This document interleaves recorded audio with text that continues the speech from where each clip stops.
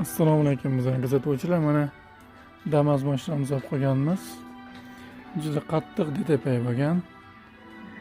Mana ko'rayotganingdek buzib keyin oldik, yechintirib mashinani. Juda xunuk holatda bo'lgan. Shu mashinamizni labo qilishga, labo xizmatiga olib qo'yganmiz. Mana taglarigacha mana hamma yoq egilib ketgan. Chotki qilib, labo qilib tayyorlab beramiz. Xudo xolasa. Kimga shunaqa labo xizmat kerak bo'lsa, postaga nomerga aloqa chiqarasizlar. Polni yechintirib olganmiz mashinamizni.